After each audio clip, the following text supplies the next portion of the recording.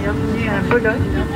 Il est 8h45. Vous pouvez dès à présent désactiver le mode avion. Bonjour, bonsoir au microphone Bruno Gouliel-Minetti. Bienvenue à cette édition de Mon Carnet. C'est l'édition du vendredi 16 mai 2025. Une édition qui vous parvient en direct de Maranello en Italie, où je suis venu passer quelques jours sur invitation de AWS pour rencontrer les gens de Ferrari pour parler de l'utilisation de l'IA dans le monde de la F1. Et pourquoi Maranello? Parce que c'est là qu'on retrouve les gens de Ferrari et leur usine.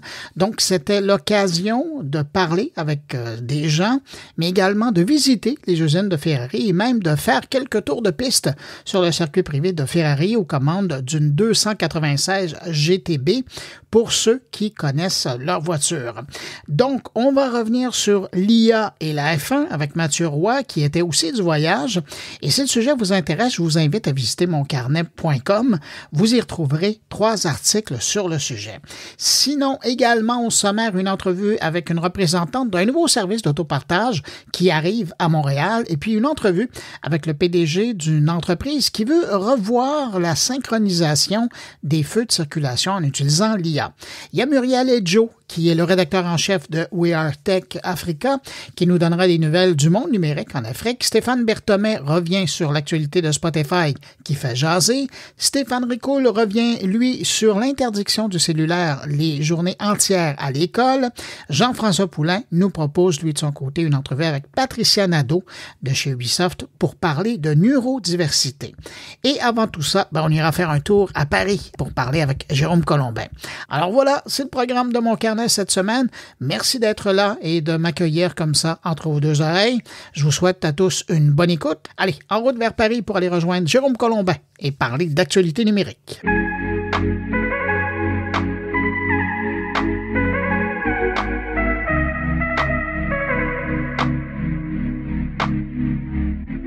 Salut Bruno Guglielminetti. Salut Jérôme Colombin. Oh Bruno, je te vois dans un paysage qui n'est pas habituel. Tu es en Italie cette semaine. Qu'est-ce que tu fais en Italie? Quel observateur! T'as vu qu'il y avait des palmiers derrière moi? Eh ben non, c'est pas à Montréal que ça pousse.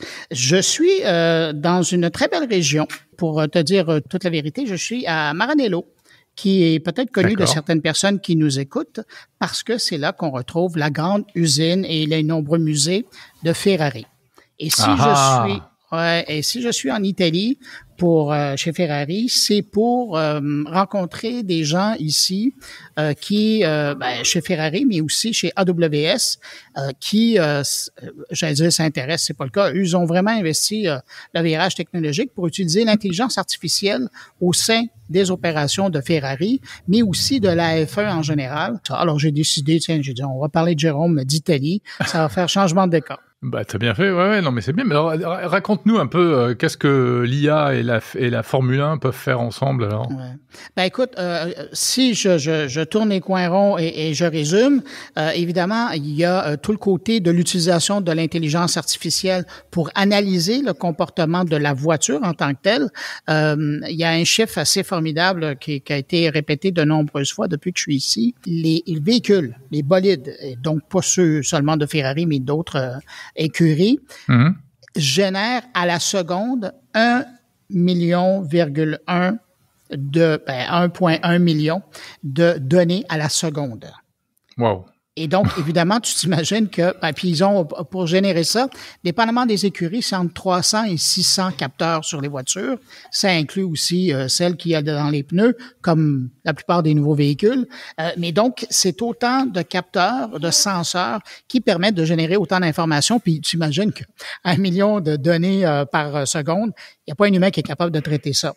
Ouais. Bon. Mais du coup, c'est tentant, j'imagine, d'essayer d'exploiter ces données pour en faire quelque chose. Ben oui. Puis d'autant plus qu'en faisant beaucoup de travail pour préparer cette rencontre que j'ai avec les gens, je me suis rendu compte que les voitures de F1 génèrent de la donnée depuis 1980. Sauf que la plupart de ces données-là étaient prises manuellement, puis après, ils arrivaient à faire quelque chose avec ça. Mais il n'y a jamais eu autant de données qu'aujourd'hui avec le million là, de données à la seconde. Ça, c'est une information qui est importante. L'autre information qui est importante, c'est de voir que c'est aussi en train de changer l'IA au niveau de la F1. C'est aussi en train de changer le travail et l'expérience des gens qui font le spectacle autour de l'IA, et là je parle aux diffuseurs. Tu sais que la façon que ça fonctionne en F1, puis c'est vrai pour d'autres sports, là, mais on parle de F1, l'entreprise qui est derrière la F1 a sa chaîne de télévision et donc c'est eux qui se baladent à travers le monde pour capter la course et la distribuer en signal international à tout le monde, à toute la planète. Et donc, eux, à l'intérieur de ça, ils ont demandé, puis ça, c'est les gens de AWS qui ont développé ça, mais un nouveau système qui permet de prendre toutes ces données qui sont disponibles à partir des bolides, mais aussi à partir des capteurs sur la course. Puis là, les capteurs sont installés à 100 mètres, 200 mètres de distance sur le parcours de la course. Et donc, d'approvisionner le diffuseur en données. Mais évidemment, s'il lui envoyait toutes les données, il n'y a pas un diffuseur qui arriverait à analyser ça. Alors, AWS a créé un tableau, si tu veux, un dashboard, qui permet une analyse en temps réel pour savoir où sont les luttes intéressantes à faire, les duels de pilotes avec leur véhicule. Ouais. Et donc, ce que ça permet, par exemple, aux producteurs, c'est de savoir où aller chercher l'image, la prochaine image à nous présenter, parce que là, il y a deux pilotes qui sont en train de se faire la guerre. Dans le temps, bien évidemment, ça allait de façon manuelle. Là, les gens, le réalisateur regardait la vingtaine ou la trentaine d'écrans de moniteurs devant lui, puis il disait, il y a quelque chose qui est en train de se passer là, on s'en va sur la 22 ou on s'en va sur la 10. Mais là, c'est plus ça. C'est carrément, il y a une IA qui suggère les courses les plus intéressantes. Évidemment, bon, il prend ou il prend pas, mais c'est en train de lui suggérer. Et on est dans la prévision, là. Parce que l'IA analyse en disant, ben là, il se rapproche, là. Puis, et en fonction. Là, ils vont se rentrer dedans, là. Oui, mais il est vraiment en train d'analyser toutes les données. Donc, il va calculer pour voir la voiture, si elle est prête, elle est pas prête, s'il est en train de faire des changements de vitesse. Et donc, c'est presque la job d'un vrai humain qui regarderait toutes ces caméras-là pour voir. Alors ça vient changer le volet du réalisateur, du producteur, mais parallèlement, l'animateur, lui, ou le commentateur de la course, et là, c'est vraiment chouette parce que on lève le voile sur quelque chose. S'ils ont l'air si intelligents aujourd'hui, dans le temps, c'était vrai, là, c'était vrai. Dans le temps, c'était vraiment toute la préparation. Mais aujourd'hui, ils ont l'information donnée toute cuite. Sur leur moniteur devant, oui. Et donc, ils peuvent, quand il y a deux voitures qui se courent l'une après l'autre, ben ils ont un tableau de bord puis ils arrivent à savoir tous les chiffres du véhicule et ils sont même capables presque de voir où ils s'en vont, les pilotes, et à quel moment ils devraient prendre la courbe.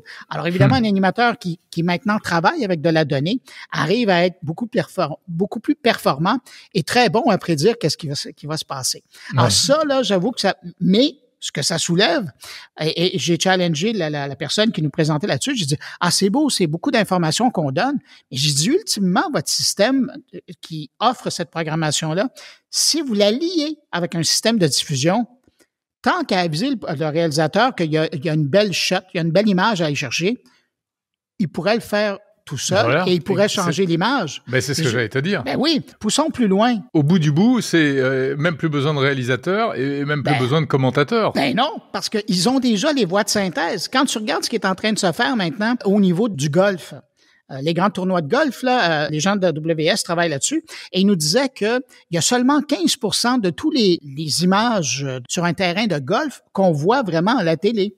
Et donc, le 85 autres, ben on les voit pas. Sauf que si on va maintenant sur des sites web qui sont alimentés à ça, ben il y a des voix de synthèse, un peu comme un notebook LM qui génère des commentaires sur le parcours complet d'un joueur sans vraiment avoir été là, mais à partir des données qui sont générées par des capteurs, ben ils sont capables de faire le descriptif de partie. Alors on n'est pas tellement loin. Maintenant, est-ce que le public sera au rendez-vous, c'est l'autre question, parce qu'on aime bien ces animateurs-là, hein, puis il y a une chaleur et tout ça, mais on n'est pas tellement loin d'un jour où on pourrait avoir une équipe de production totalement virtuelle et en partant du caméraman sur les pistes en allant jusqu'à l'animateur pendant le match. Ouais, ça se fait déjà pour la presse écrite, hein, puisque l'IA rédige déjà des comptes rendus de matchs, etc. Basé sur les données, là, c'est voilà, ça. Alors, pas de commentaires en direct, mais ça permet de faire des commentaires écrits qui arrivent très vite après. On n'est plus tellement loin, hein. On n'est plus très loin. Ouais. Super, passionnant, Bruno. Merci pour cet éclairage donc sur la Formule 1 et l'intelligence artificielle. Hey, Jérôme, tu voulais revenir sur quelque chose qu'on a dit la semaine passée. Oui, il faut qu'on fasse un petit. Alors, ça n'a rien à voir, c'est un tout autre sujet, hein, mais chaque semaine on parle de différentes choses.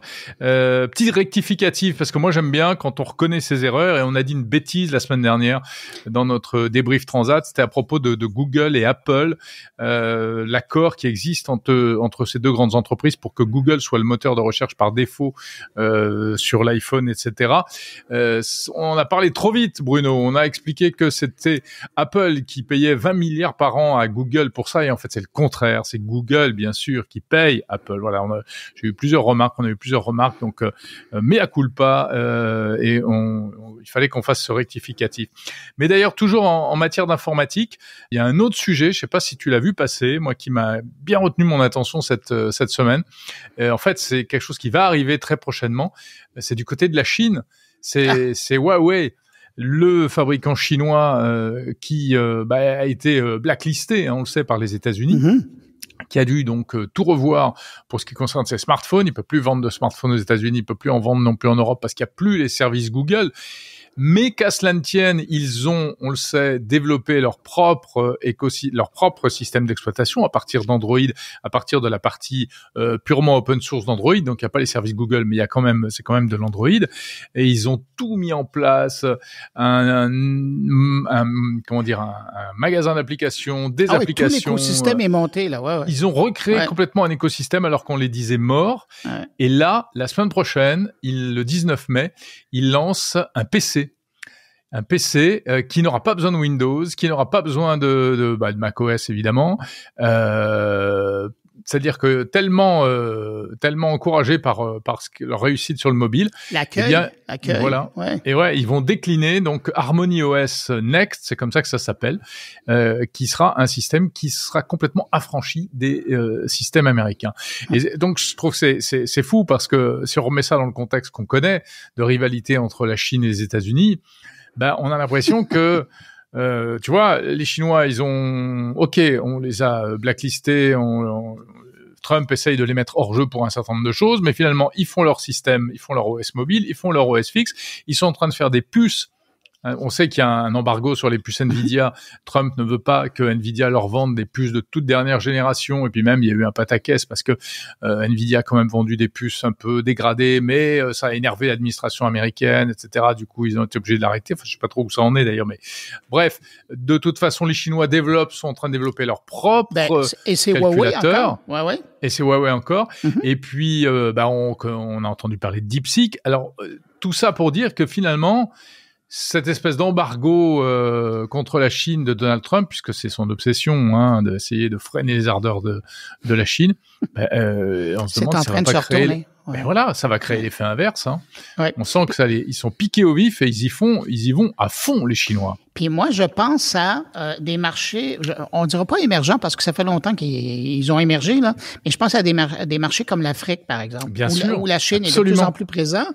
Et là, tu arrives avec un joueur, comme les joueurs chinois le sont, qui arrive dans un écosystème qui est ouvert à leur offre technologique parce que les Chinois ont installé des systèmes de télécommunication, parce que les Chinois sont présents, parce que les Chinois subventionnent une partie de l'adoption de leur technologie. Et là, qu'est-ce que tu fais?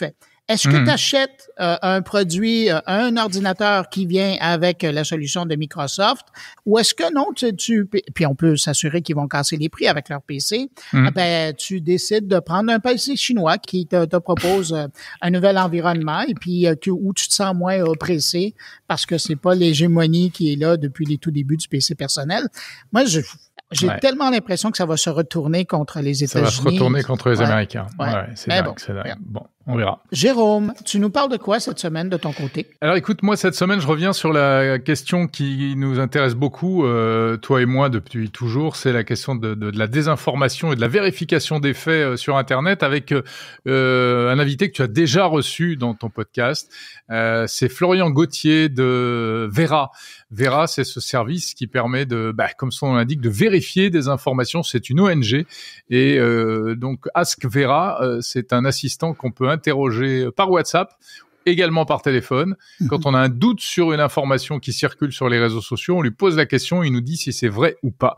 Et ça, je trouve qu'il se passe pas mal de choses dans ce domaine. D'ailleurs, j'avais fait cette semaine également un édito sur un peu un autre sujet qui était les assistants d'IA sur X et notamment Grok.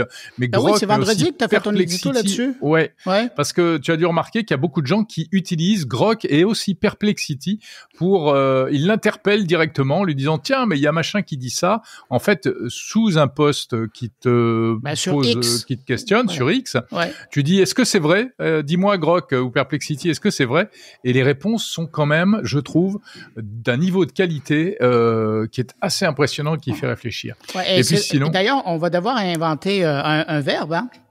On va groquer. Ben exactement, se faire groquer. Ça arrive à l'occasion. Il y a des gens qui mettent en doute ce que j'écris parce que ça a l'air impossible, parce que c'est un peu farfelu. Et puis, ça m'arrive au moins une fois par jour dans les publications que je mets. Et il y a des gens qui disent « Est-ce que c'est vrai? » Puis là, je ris parce que je sais que l'information est vraie. Et là, c'est de voir Grok pour voir qu'est-ce qu'il dit. Et Grok, ça va, Grok te donne raison en général? Jusqu'à maintenant, toujours. Je touche du bois, là, mais c'est bon. Mais c'est amusant parce que Grok, c'était vraiment le mal-né de l'histoire, quoi. Au début, on disait pique-pendre. Je sais pas si tu connais cette expression. Non, est-ce que tu peux m'expliquer? C'est une vieille expression française, mais je sais, moi, je suis plein de vieilles expressions françaises. Ça veut dire qu'on disait plein de saloperies, quoi, en gros. Bref. Ouais, non, sinon, je parle aussi... Non, il traite sur un autre sujet, là. J'ai 2 autres sujets, mon pote. Il faut que je te les casse vite fait. Oui, je parle aussi d'impression 3D métallique. C'est un truc de fou. Une imprimante 3D qui s'est utilisée pour faire des pièces en métal. Ouais. Wow, on est rendu de plus en plus utilisé dans l'industrie et y compris dans des secteurs hyper touchy comme le nucléaire. Et donc, on en parle avec Julien Villeray d'EDF. Et puis, je me téléporte à New York au sein de Meta. Où j'ai rencontré un jeune ingénieur français qui est là-bas et qui me parle un peu de la vie. Alors, c'est très insider comme interview. Métavie. Voilà, la métavie. Il me parle un peu de la vie d'un jeune ingénieur français à New York, parce qu'il y en a beaucoup, en fait. Hein. Oui. Il y en a énormément. Et donc, il m'explique d'abord ce qu'il fait un peu chez Meta, comment se passe la vie chez Meta, et puis, d'une manière générale, comment se passe la vie pour des expatriés français dans le secteur de la tech. Mais Jérôme, soyons honnêtes, s'il n'y avait pas autant de Français qui bossent aux États-Unis... la tech ne marcherait pas, hein. La tech américaine serait nulle. C'est exactement ça. Et ça, il faut... nul, je sais pas, mais il faut quand même, quand on a l'opportunité, de lever le chapeau parce que c'est fou. Depuis les années 80, même 75, le nombre de Français qui sont passés, puis même avant la Silicon Valley, là, mais je pense à Hewlett Packard et cette époque-là. Après, le nombre de Français qui ont été travaillés là-bas, puis maintenant même au Canada, au Québec, je vois le nombre d'intervenants qui sont des gens qui viennent habiter au Québec et qui arrivent avec leur bagage et en font profiter la société. Alors, coup de chapeau à ces Français de par le monde qui font la différence. Voilà, merci, on prend le coup de chapeau. Mon cher Bruno, écoute, je te souhaite une bonne fin de séjour en Italie, un bon retour à Montréal, chez toi, et puis je te dis à la semaine prochaine. Ben, comme on dit ici, est-ce que je le dis? Ah bah vas-y. Ouais. Et en plus, tu parles italien. T'es un peu sur la terre de tes ancêtres, là, non? Oui, c'est ça. Alors, ti ringrazio, ci parliamo la settimana prossima. Oh, magnifique. Je sais pas ce que ça veut dire, mais c'est magnifique. Ben, je te remercie, puis on se parle la semaine prochaine. Top! Et on salue les Italiens au passage. Bye bye! Ciao! Publicité. L'an dernier, 50% des PME québécoises ont été victimes de cyberattaques. Et le plus inquiétant dans tout ça, 68% de ces attaques étaient des tentatives d'hameçonnage. Un simple clic peut suffire à compromettre votre entreprise. Ce que vous venez d'entendre a été généré par l'intelligence artificielle. Voyez comment c'est facile de se faire piéger. C'est là que Vigilance de MS Solutions intervient. Cette plateforme 100% canadienne ne se contente pas juste de protéger votre entreprise, elle forme aussi votre équipe. Grâce à des tests d'hameçonnage aléatoires, elle aide vos employés à rester vigilants et vous permet de suivre leur progression en temps réel. Ne laissez pas la cybersécurité au hasard, réservez dès maintenant une démo gratuite et découvrez comment Vigilance peut renforcer la protection de votre entreprise. Le lien est dans la description d'épisode. Avant de vous faire entendre l'entrevue que j'ai réalisée avec Mathieu Roy, un mot sur le contexte. Nous étions à Maranello, en Italie, dans l'univers mythique de Ferrari. 2 jours à visiter les installations de la marque, l'usine de fabrication des voitures, dont la fameuse F1, les musées et même un souper entouré de bolides légendaires. Bref, une immersion totale dans ce qui est à la fois un haut lieu de l'innovation technologique et un sanctuaire de tradition artisanale. Avec Mathieu, on a parlé de ce contraste frappant entre les artisans qui assemblent encore des moteurs à la main et les millions de données traitées en temps réel par les écuries de Formule 1. On a aussi abordé l'impact de l'intelligence artificielle, non seulement sur la performance des voitures, mais aussi sur la façon dont on raconte le sport aux spectateurs.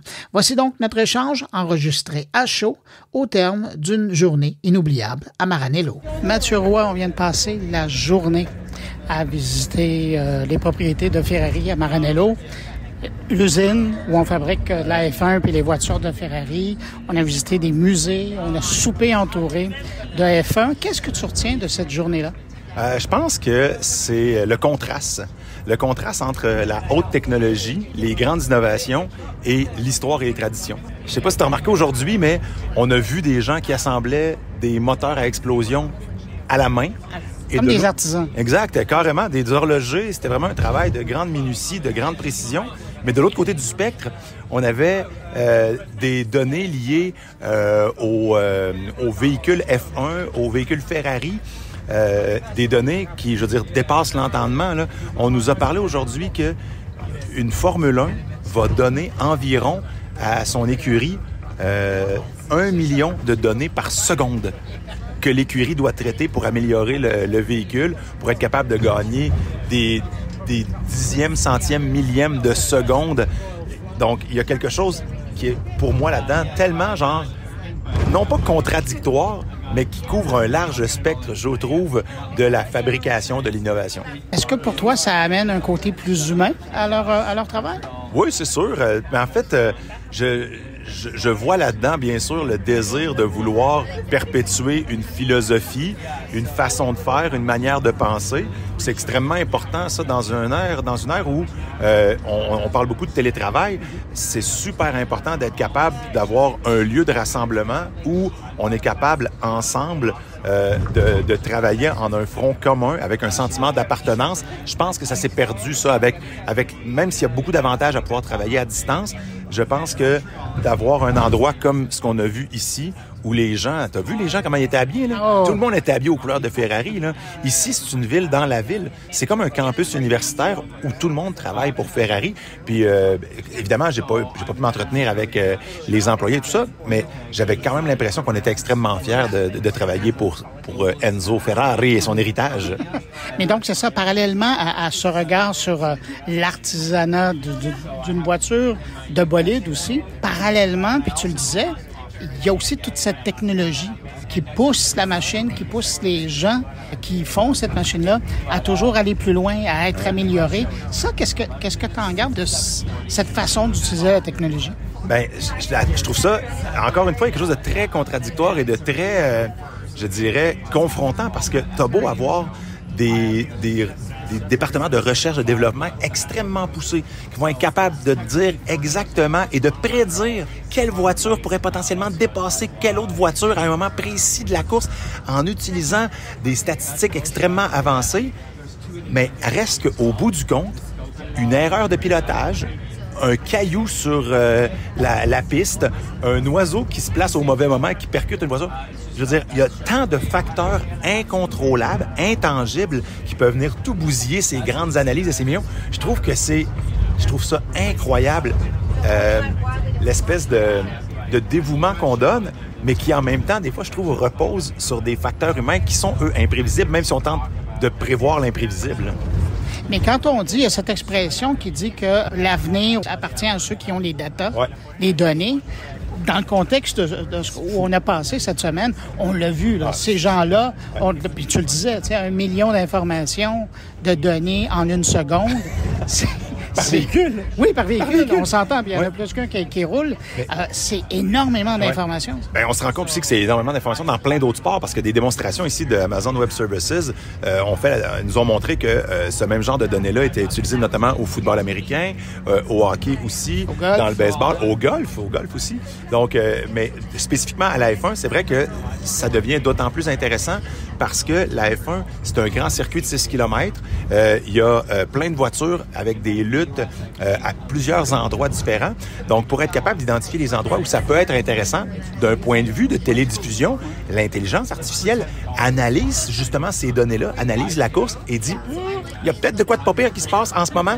Peut-être pas dans le top 3 ou dans le top 10, mais regardez en arrière du peloton ce qui se passe. Ça peut être pertinent ou ça peut avoir un potentiel spectaculaire. Ça, j'ai trouvé ça franchement intéressant, non seulement d'un point de vue de collecte de données, d'analyse de données, mais ultimement, une fois que tout le travail nerd est fait, ben pour le téléspectateur, il y a peut-être une bonification de l'expérience télévisuelle aussi, là.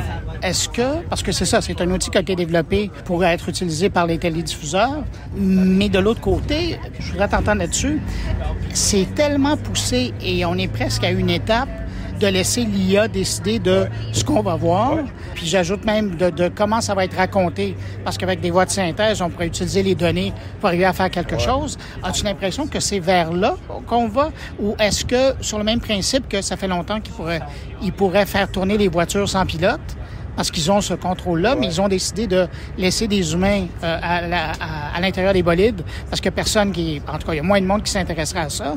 Est-ce que si on laisse l'IA s'occuper de la diffusion et de raconter ces histoires-là, les gens seraient quand même au rendez-vous? L'IA qui conduit, on l'a déjà vu, mais sont deux par circuit. Fait que c'est pas énorme. Puis je pense que le côté humain, qui est encore une fois imprévisible, vient peut-être donner une excitation ou un emballement par rapport au spectacle. Ensuite de ça, pour ce qui est des voix de synthèse, je pense qu'on peut avoir encore quelques années avant qu'on entende comme ça, avec émotion, une intelligence artificielle. Je dis pas que ça arrivera pas. Imagine les deux personnages de Notebook LM. Oui, c'est ça. Non, écoute, je peux imaginer que ça va arriver, mais je pense qu'on a encore un peu de temps. Et pour ce qui est de l'intelligence qui va décider de ce qu'on va voir, forcé d'admettre que je suis pas sûr que c'est une si mauvaise chose que ça, parce que je pense que l'intelligence artificielle va être capable d'identifier des moments avant qu'ils se produisent, parce que ça répond à un patron déjà rencontré dans le passé. Donc, je pense que ça peut bonifier effectivement la diffusion. Est-ce que ça va se traduire en perte d'emploi? Je le sais pas. J'aurais tendance à dire oui, mais en même temps, quand on a arrêté d'allumer à la flamme les lampadaires dans les rues, on a ajouté des emplois d'électriciens. Donc, on a perdu des allumeurs de flambeaux, mais on a gagné des emplois d'électriciens. Donc, est-ce qu'il va y avoir une migration puis une augmentation d'emplois au niveau technologique, un peu plus des emplois un peu plus haut niveau? C'est difficile pour moi de le prévoir, mais je vois pas la découpe d'un match de sport par l'intelligence artificielle d'une si mauvaise chose que ça. Évidemment, je pense que pendant encore quelques années, il va y avoir une collaboration homme-machine qui est tout à fait souhaitable, là. Mathieu, en terminant, demain, grosse journée pour toi parce que tu vas te retrouver sur le circuit de Ferrari pour essayer un de leurs bolides. Comment tu envisages cette journée-là? Écoute, et là, tu peux parler comme un pilote. Nous, les pilotes d'essai, ce qu'on aime. Non, mais blague à part, je ne sais pas à quoi m'attendre parce que je ne sais pas exactement quel bolide on va piloter. En fait, oui, c'est pas vrai, je le sais, mais je ne connais pas les caractéristiques techniques du bolide. Et là, j'aimerais bien qu'il y ait une assistance informatique qui m'aide justement à aborder certaines courbes. Mais quand même, à côté de toi, il y aura un pilote professionnel. Oui, tout à fait. Mais je pense pas qu'il va avoir la main sur le volant pour lui donner un petit coup. Ça me dérange pas, mettons, que je puisse avoir une certaine résistance dans le volant en me disant non, c'est pas exactement là que tu dois aller. C'est un peu comme quand tu sors de tes lignes, des fois, sur l'autoroute, les nouveaux avant de prendre la course. Oui, exact. Mais non, mais j'ai vraiment hâte. Puis je pense que, tu sais, l'excitation de la vitesse, l'emballement, tout ça, ça va toujours rester de tout temps, même si les voitures autonomes, ça arrive à grands pas, que j'ai hâte de les avoir. Si je veux aller m'énerver, je peux le faire sur un circuit fermé, tu sais. C'est pas l'endroit sur une autoroute pour faire ça. Fait que je suis très emballé. J'ai vraiment hâte. Je sais pas, je suis pas sûr que je vais être si bon que ça parce que j'ai jamais été un fou de la vitesse ou un as du volant. Tu sais, je conduis bien, j'ai déjà fait du kart, mais c'est pas ma passion d'aller vite, tu comprends? Mais je suis capable de m'émerveiller devant des avancées technologiques, quelles qu'elles soient, notamment dans le monde du sport automobile. Puis j'ai grandi avec le Grand Prix de Trois-Rivières pratiquement dans ma cour, fait que les moteurs qui mènent du train puis qui vont vite, je connais ça un peu, là. Hey, dis donc, avant de te laisser aller, pour le gars qui participe au guide de l'auto, ça signifie quoi d'être à Maranello? Moi, je trouve ça vraiment hallucinant. Puis mon père est en France en ce moment. On est comme sur le même continent en même temps. J'aurais vraiment aimé ça, partager quelques-uns de ces moments-là avec lui. Je vais lui raconter tout ça. Mais pour le guide de l'auto, c'est sûr qu'ici, c'est un peu la Mecque, là. C'est un pèlerinage pour bien des fanatiques de Formule 1, évidemment. Puis on en parlait tout à l'heure. Gilles Villeneuve a quand même marqué assez franchement l'histoire de Ferrari. Un lien par rapport à... C'est sûr. On a vu des fresques de lui. On a vu des photos de lui aussi. Donc, moi, je trouve que c'est incroyable. Puis, ça va faire partie de récits. Si c'est pas dans les émissions de la saison prochaine, ça va être très certainement sur les plateformes médias sociaux du Guide de l'auto. Hein. Mathieu, je te souhaite une bonne fin de séjour à Maranello. Merci, toi aussi.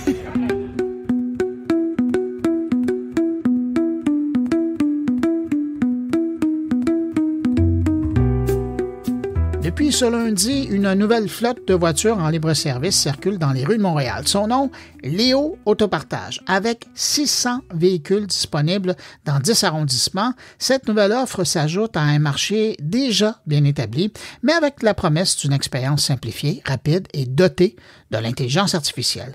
Derrière ce service, on retrouve Vulog, un acteur mondial de la mobilité technologique, déjà à l'origine du service Léo et Go, lancé à Lyon en 2021. Léo débarque ici avec des ambitions claires, offrir une alternative moderne, rentable et accessible à l'autopartage traditionnel. Pour mieux comprendre les particularités du service, la stratégie de déploiement à Montréal, je vous propose cette entrevue avec Anaïs Boyer-Lafrenière. Elle est responsable des communications et du marketing pour Léo Autopartage. Anaïs, d'abord, avant de parler de Léo, question d'avoir un petit peu de contexte. Comme je le disais dans l'introduction, c'est lancé par une entreprise française, Vulog. Qu'est-ce que c'est, Vulog? Parlez-moi donc de l'entreprise. Absolument. Donc, Vulog, en fait, c'est une société française qui, eux, opèrent dans la mobilité. Donc, autant qu'ils vont faire, par exemple, des services d'autopartage, qu'ils vont faire aussi de la micromobilité. Donc, par exemple, on peut penser à des trottinettes. Habituellement, eux opèrent dans le B2B, ce qui veut dire qu'ils travaillent avec d'autres entreprises qui veulent eux-mêmes opérer leur système. Donc, ils vendent la solution informatique. Dans notre cas, c'est un peu différent parce qu'on va opérer le tout, puis c'est vraiment nous qui va gérer de A à Z toute l'opération d'autopartage. Donc, vous lancez Léon à Montréal maintenant. Pourquoi Montréal? Qu'est-ce qui rend la ville particulièrement propice à ce type de service? Ben, présentement, à Montréal, on sait déjà, on a un super bon service de Communauto. Et ils font tellement bien les choses que le service est très, très populaire. Donc, la demande est incroyable. La fin de semaine, c'est même difficile d'avoir des voitures d'autopartage. Donc, c'est une super belle opportunité pour nous de venir s'éclisser, d'ajouter un deuxième joueur, puis d'offrir aux Montréalais une meilleure diversité, un plus grand choix de véhicules, puis de s'assurer qu'à chaque fois que quelqu'un veut utiliser l'autopartage, on peut le faire. Parce qu'on se rappelle, nous, notre objectif vraiment, c'est de diminuer le nombre de voitures dans les rues, des voitures individuelles, puis qu'on puisse partager le véhicule, parce qu'on s'entend que premièrement, c'est bon pour l'environnement de faire ça, de diminuer la production de véhicules, mais c'est aussi super bon monétairement. Ça coûte environ 5 000 $ pour un Canadien d'avoir un véhicule à lui par année. Donc, avec l'autopartage, ce qui est bien, c'est que tu payes juste quand tu utilises le véhicule. Donc, par exemple, si tu vas aller au chalet pendant une fin de semaine, ben, tu peux utiliser le véhicule, puis si toute la semaine, tu prends le transport en commun, ben, c'est parfait de cette façon-là aussi. Mais là, vous allez m'expliquer, parce qu'il n'y a pas tellement longtemps, il y a quand même eu un compétiteur ou une autre solution qui était dans le décor, Car2Go. Vous avez mentionné Communauto. C'est quoi la différence entre Léo et les autres services qui existaient et qui existent encore? En fait, on est un autre service d'autopartage. Bien sûr, nous, on a une solution qui est prouvée à travers le monde. Donc, Vulog n'ont pas seulement opéré, par exemple, au Canada avec Evo, mais ont vraiment fait leur preuve d'un continent à l'autre. Donc, on sait que c'est une solution qui fonctionne super bien. Aussi, c'est beaucoup une question de capable de gérer les coûts opérationnels, parce que ça, c'est vraiment le nerf de la guerre dans le domaine. Il faut pas avoir trop de gens nécessairement dans la compagnie. Il faut qu'on trouve une façon vraiment logique de faire opérer les véhicules un peu par eux-mêmes sans avoir, par exemple, à engager des gens à venir les bouger constamment. Donc, c'est vraiment ça qui va faire en sorte là, qu'une compagnie dans l'autopartage peut durer puis continuer à vivre. Vous commencez fort, hein? Vous commencez avec une flotte de 600 véhicules. S'il y a des gens qui se posaient des questions sur votre sérieux, je pense que juste le nombre est une déclaration. Comment vous avez déterminé le volume de voitures que vous alliez mettre dans les rues de Montréal, puis le modèle en particulier? En fait, c'est sûr qu'il faut qu'on se base sur la superficie de la ville. Donc, par exemple, si on prend notre collègue à Lyon, c'est sûr qu'ils ont commencé avec beaucoup moins de véhicules, juste parce que leur centre était déjà beaucoup plus petit. Nous, Montréal, c'est une ville qui est assez vaste. Si on veut être capable d'avoir des véhicules qui se retrouvent dans chacun des quartiers puis à proximité de nos clients, on n'a pas le choix de commencer avec un gros nombre de véhicules. Après, c'est sûr que ça va être l'idéal pour nous de grossir encore plus puis d'élargir notre zone. Plusieurs personnes se demandent pourquoi on n'est pas encore dans leur quartier. C'est vraiment pour s'assurer que nos véhicules soient assez concentrés pour pas que les gens aient besoin de marcher 20 minutes pour se rendre dans leur voiture. Là, ça ferait juste créer plus de frustration. Donc, ça, c'est vraiment un des facteurs. Puis, en termes de véhicules, nous, on a choisi d'avoir des Honda Civic et des Mitsubishi RVR. Donc, la raison pourquoi on a des RVR aussi, c'est que c'est super pratique parfois d'avoir des plus grosses voitures.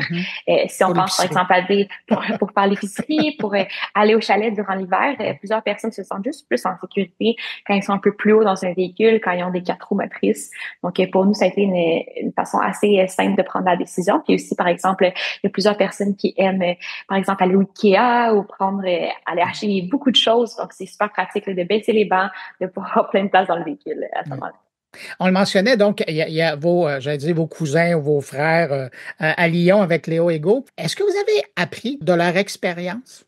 Absolument. En fait, nous, on a tous été envoyés là-bas pour être formés. Donc, on communique avec eux tous les jours pour qu'ils puissent nous aider, pour qu'on répète pas nécessairement les mêmes erreurs.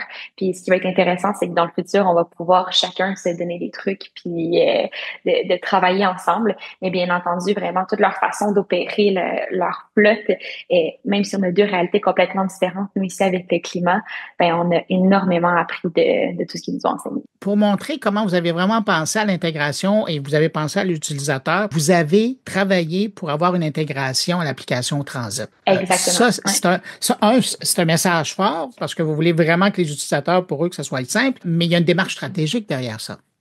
Mais absolument. Nous, on est vraiment en complémentarité avec le transport en commun. Certaines personnes pourraient dire que, par exemple, des services comme Bixi, comme le transport en commun sont, entre autres, nos compétiteurs, mais au contraire, on sait que c'est vraiment un ensemble, c'est vraiment une solution que les gens utilisent ensemble. Donc, c'est vraiment logique pour nous de faire un partenariat avec Transit parce que c'est la plateforme qui regroupe tous les transports en commun à Montréal puis qui permet de te déplacer d'un endroit à l'autre. Donc, c'est un très beau partenariat. Qui est votre marché cible?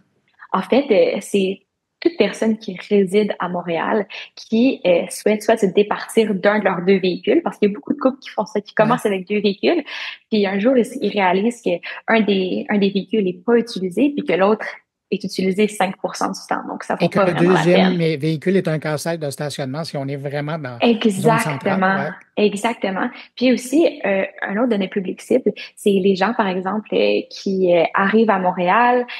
Par exemple, on peut penser à ceux qui habitent sur le plateau Montréal, que c'est impossible de stationner, que la voiture est seulement un casse-tête pour eux. Donc, ces personnes-là, c'est super pour eux de pouvoir utiliser nos services, pour utiliser l'auto seulement quand ils en ont besoin et non de l'avoir au quotidien. C'est sûr qu'on s'adresse moins à un public, par exemple, qui ont besoin de la voiture tous les jours pour de longs déplacements, mais vraiment, c'est des gens qui ont besoin de l'auto une fois de temps en temps. Puis ce qui est bien aussi avec notre service, qu'il n'y a pas avec d'autres services de l'autopartage, c'est qu'on accepte aussi les touristes et les gens qui n'ont pas de permis québécois. J'allais vous poser la question. Je pense, parce j'ai des auditeurs à Lyon, alors des cousins lyonnais qui viendraient faire un tour à Montréal, est-ce qu'ils pourraient utiliser Léo? Puis à l'inverse, est-ce qu'un utilisateur de Montréal pourrait utiliser leur service à Lyon? La beauté dans le service, c'est que justement, on accepte plusieurs permis, dont les permis européens. Donc, c'est super, par exemple, pour ceux qui sont en voyage, si on a des gens qui viennent faire des voyages, je pense que c'est une semaine. Tout ce qu'il faut faire, c'est prévoir d'écrire son compte au moins 24 heures avant de vouloir utiliser le véhicule. Donc, ça, c'est super. Puis, même chose pour nos collègues à Lyon, eux autres aussi acceptent plusieurs différents types de permis. Bon. Donc, quand on est en voyage, ça peut être très pratique. Là, on vient de titiller l'intérêt chez les gens qui les écoutent. Comment ça fonctionne pour quelqu'un qui est intéressé à utiliser Léo? C'est très simple, en fait. Là. C'est très, très simple. Et tout ce qu'il faut faire, c'est premièrement télécharger l'application. Donc, Léo Autopartage, soit sur le App Store ou sur le Google Play. Ensuite, on se crée un compte. Ça prend environ 5 minutes de créer le compte. C'est vraiment facile. On a besoin seulement d'avoir une pièce d'identité plus le permis de conduire, une petite selfie vidéo pour valider le tout. Nous, on s'assure d'approuver les comptes en temps de 24 heures. Ensuite, tout ce qu'on a besoin de faire, c'est trouver la voiture la plus près de chez nous, la réserver, partir. Donc, c'est aussi simple que ça. Là, vous le disiez, vous vous concentrez dans Montréal central. Ça veut dire quel quartier, quel arrondissement? Entre autres, on a par exemple le Sud-Ouest, Verdun, le Plateau, Hochelaga, Villeray, Rosemont. On est pas mal partout à Montréal. C'est pas tous les secteurs qui sont desservis au complet, mais on s'assure là, de plus ça va aller aussi d'essayer d'agrandir la zone pour être capable de convenir à tout le monde et que tout le monde puisse profiter du service. Puis pour les gens qui sont pas habitués au service d'autopartage, ça veut dire qu'on peut quand même genre partir du plateau Mont-Royal, aller à Laval ou à Longueuil, puis après revenir avec le véhicule. Ça n'a rien à voir avec l'utilisation du véhicule. C'est bien le point de départ et le point de fin. Vous avez mentionné, je vais quand même en profiter, vous avez mentionné que vous pensiez agrandir le territoire. Ça serait quoi les prochaines cibles de votre expansion? Écoutez, on n'a pas de cible encore directe. Nous, on commence officiellement cette semaine. Donc, on va voir aussi d'où vient la demande. Puis, probablement que la première étape, ça va être de s'assurer que quand c'est, par exemple, un des quartiers, que le quartier soit couvert au complet. Pour l'instant, il y a des quartiers qui sont seulement de moitié, qui sont au quart. Donc, on va s'assurer vraiment de finir notre zone bien comme il faut. Puis après ça, avoir où est la demande pour qu'on puisse agrandir le service. Et pour les gens qui se posent la question, est-ce que des véhicules électriques, c'est aussi sur votre liste de to-do? On pense que c'est bien sûr écrit dans le futur pour pas mal tout le monde de véhicules électriques. C'est vraiment une décision opérationnelle de notre côté aussi, étant donné que commander 600 véhicules électriques d'un coup, c'est pratiquement impossible. Et opérationnellement, de mixer le gaz électrique, de penser à aller recharger les véhicules, c'est beaucoup pour commencer. Mais c'est sûr qu'éventuellement, c'est serait dans les projets. Anaïs Boyer-Lafrenière, merci beaucoup. Je rappelle que vous êtes directrice du marketing du service d'autopartage Léo. Je vous dis, merci. Puis deuxièmement, bonne chance pour la suite. Merci beaucoup, c'est très gentil. Au revoir. Bonne journée. Au revoir.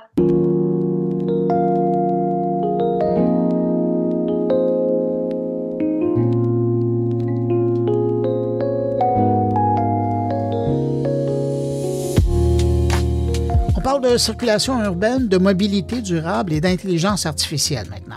Alors que les villes cherchent à réduire les embouteillages et leur empreinte de carbone, une entreprise québécoise propose une solution audacieuse, un système de gestion du trafic entièrement autonome qui transforme chaque feu de circulation en décisionnaire intelligent.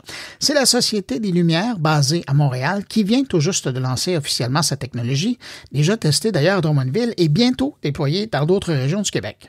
Pour mieux comprendre cette innovation et ce qu'elle pourrait changer dans nos villes, j'ai parlé à Raymond Bréard, il est président de la Société des Lumières. Monsieur Bréard, d'où vient votre fascination, votre intérêt pour le feu de signalisation? La première fois que j'ai embarqué dans l'automobile avec mon beau-frère en 1964, il pestait contre les feux de circulation. J'ai dit, bon, un jour, il faut régler ça. Et tout le monde avec qui j'ai embarqué après me disait, ah, c'est les feux de circulation de merde. Il n'y avait rien de l'autre côté. Alors, je me suis dit un jour, quand j'ai travaillé à l'Association du camionnage pendant des années, mais quand j'ai pris ma retraite de l'UQAM, je me suis dit, qu'est-ce que je vais faire? Alors, je me suis dit, je vais essayer de comprendre l'intelligence artificielle parce que ça me fatigue de ne pas comprendre les choses.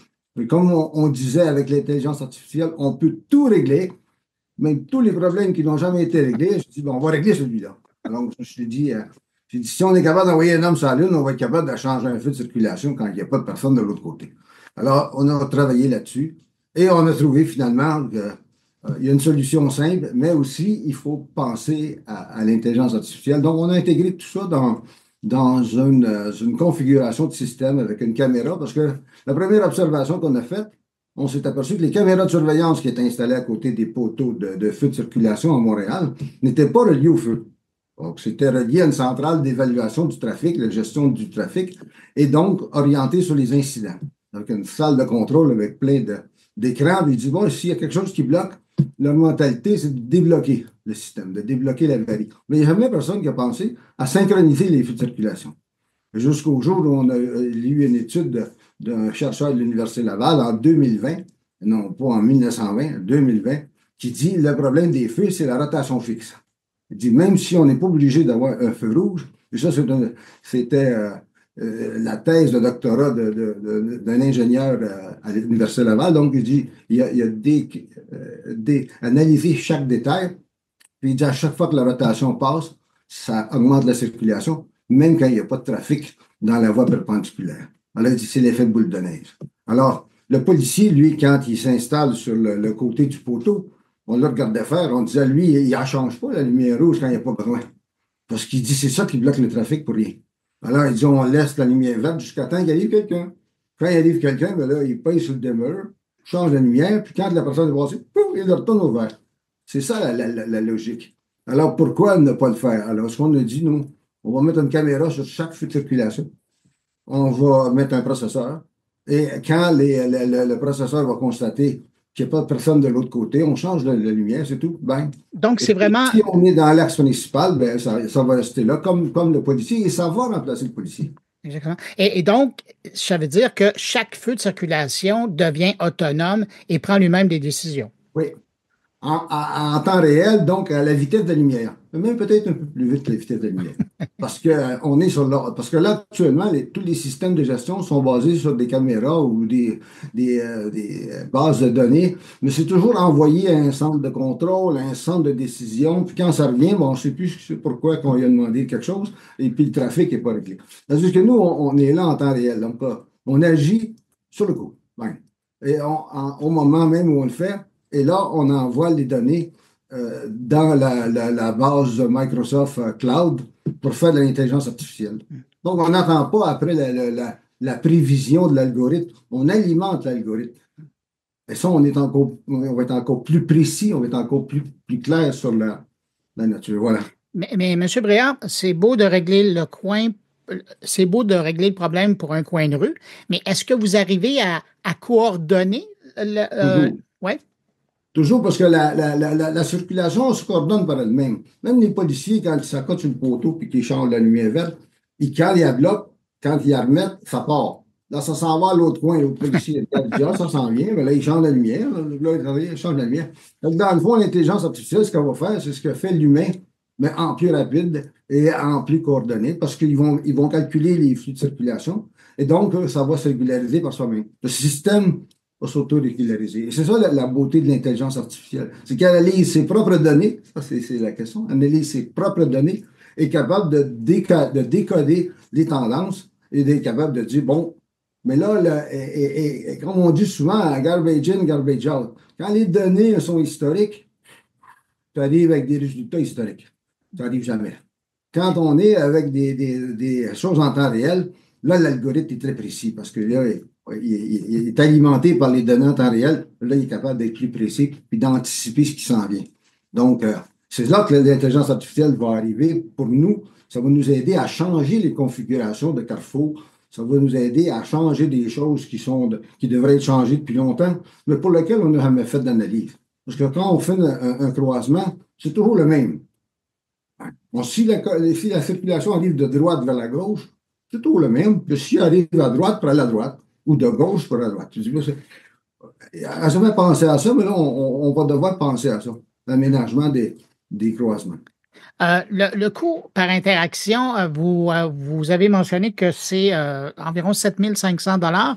Ça se compare comment au coût traditionnel? Vous parlez du policier qui est sur le coin de la rue, là, mais j'imagine qu'il y avait d'autres façons de gérer les feux. Ça ressemble à quoi, les autres façons de le faire? Le problème, c'est que les systèmes de gestion de circulation, d'avoir des systèmes de gestion de circulation intelligents, il n'y en a pas. Il y en a qui prétendent qu'ils le sont, mais ils ne le sont pas. Ça coûte très cher parce que c'est des systèmes de gestion de la circulation qui sont très, très onéreux. La société qui le fait de ce temps-ci a comme marché, pour vous donner une idée des coûts de système, c'est Montréal et Toronto. Et Montréal à peine. Donc, ça coûte des millions, des millions, des millions parce qu'ils ont une grosse infrastructure. Tandis que nous, avec l'intelligence artificielle, on n'a pas besoin d'avoir une grosse infrastructure. Et l'infrastructure, ça va être Microsoft Azure, comme ça peut être avec n'importe quel autre concurrent. Donc, on réduit les coûts parce que pour les municipalités, actuellement, quand ils ont des flux de circulation, ils collectent les données, ils les mettent dans une base de données et ils font rien avec. Donc, nous, ce qu'on fait, on réduit les coûts de gestion de données de 80 parce que le cloud réduit constamment. Et on met les données, on les envoie directement dans la base de données. Et avec la base de données, là, on est capable de faire, avec les algorithmes, des analyses. Je présume que par la suite, justement, vous allez rentabiliser cette base de données-là. Et ce qui va faire que vous allez amortir le coût des systèmes parce que vous serez capable de commercialiser autre chose de côté? C'est pour ça qu'on va à l'Union des municipalités après-demain.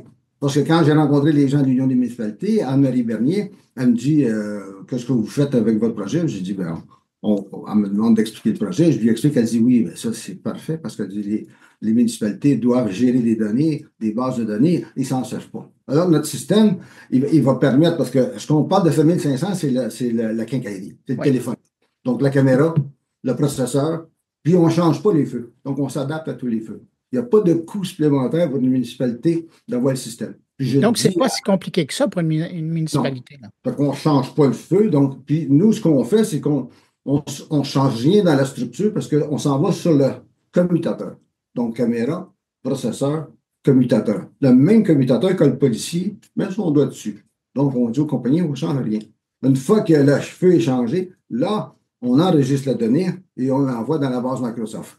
Ou n'importe qui d'autre. Mais on est avec Microsoft parce qu'on a été accepté dans le programme de start-up de Microsoft. Donc, là, on a les données. Là, on peut donner... parce que les données ne sont pas données, jamais. Que ça coûte cher, mais avec le cloud, ça réduit considérablement. Alors, dans ce cas-ci, le coût de l'infrastructure, c'est à peu près 7 500 par feu. Ce qui va être le coût variable, ça va être le coût des données qu'on va mettre dans la base de données selon le niveau. Et ça va être un coût compétitif, mais toute l'infrastructure, c'est Microsoft qui l'assume. Ce n'est pas nous. Mais ce qu'on dit, par exemple, à la municipalité, c'est que les données qu'on va utiliser pour travailler avec le ministère des Transports ou avec d'autres, et dans lesquelles on va pouvoir les valoriser parce qu'on va pouvoir avoir des revenus, mais ça va être la municipalité parce qu'on va leur payer le revenu. Donc, à la fin, ils vont faire de l'argent. Vous voyez? Est-ce que c'est votre argument clé, ça, pour vendre le système aux municipalités? De venir optimiser la circulation dans leur territoire et devenir une nouvelle source de financement? Absolument, parce que d'abord, il y a un petit effet aussi qu'on n'a pas parlé beaucoup, c'est l'effet sur l'environnement. Parce que les stationnements ambulants, ça coûte beaucoup de carburant et ça pollue. Et donc, nous, on a choisi entre le rêve et la réalité, on a choisi la réalité. Parce que le rêve, depuis avoir d'automobile, ça c'est bien, mais c'est pas évidemment que ça puisse se faire rapidement, mais on va vraiment réduire la pollution atmosphérique parce qu'il y aurait plus beaucoup d'attentes dans les flux de circulation. Et ça va... C'est un impact important de moins. Ouais. Mais pour la municipalité, ça va coûter peu de choses et on va être capable de valoriser les données parce que on va faire des études de circulation et ça va leur monter. Donc, le coût variable, il va être positif. Parce que là, actuellement, quand Amazon a repris l'intelligence artificielle en analysant les bases de données des grands distributeurs, ils ont trouvé des patterns de consommation. Là, vous faites sur Google, vous dites « je veux me louer un chalet quelque part », puis après ça, vous recevez des offres de location de chalet parce que, justement, l'intelligence artificielle. Alors, nous, c'est ça qu'on veut faire aussi avec les municipalités. Vous avez testé votre système, notamment à Drummondville. Ça a été quoi le retour d'expérience? Le retour d'expérience, c'est d'abord, on l'a testé en laboratoire parce qu'on s'est dit, tester en laboratoire. On a testé les caméras. On a testé les caméras à Drummondville. C'est très concluant parce que d'abord, la technologie, nous, on ne veut pas fabriquer de caméras. On va acheter des caméras qui sont déjà là. Les caméras qui sont déjà utilisées maintenant, qui sont rendues au niveau de l'intelligence artificielle, sont capables de capter des images, de les numériser rapidement et de les envoyer. Ça, c'était la grande clé. Parce qu'il y a des caméras, il y en a toujours eu. Mais là, des caméras qui sont capables de numériser les images et de les envoyer rapidement, ça, c'est le standard de l'intelligence artificielle. Et il y en a des très bonnes. Donc, on est capable d'identifier les véhicules facilement. Les données, ils sont ils sont transférables en données. Les données s'en vont dans le processeur. Bang, c'est réglé. Ce qu'on est en train de changer, et ça, c'est la grande question qui va tout changer, c'est qu'on vit la révolution, la quatrième révolution industrielle avec l'intelligence artificielle. Parce que ça change, dans le fond. Mais en fait, la vraie révolution, c'est la première révolution technologique qui est en train d'arriver. Les autres ont été des révolutions industrielles. Là, c'est une révolution technologique. Parce que les industries ne changeront pas, mais l'intelligence artificielle va se mettre dans les entreprises. Alors, les concurrents qui sont des fabricants de feux de circulation vont devoir voir arriver des Google, des Microsoft, puis des Amazon, parce que là, on n'aurait plus une industrie industrielle comme il y a actuellement. Mais les grands joueurs de l'informatique vont être partout. Parce qu'on vit dans un monde de données, on vit dans un monde de connexion des objets, connectivité des objets. Donc, tout ça va changer, mais c'est le grand changement, je pense, qui s'en vient. Raymond Bréard, vous êtes président de la Société des Lumières. Ben, écoutez, merci beaucoup. J'espère aussi. Merci beaucoup à vous. Au revoir.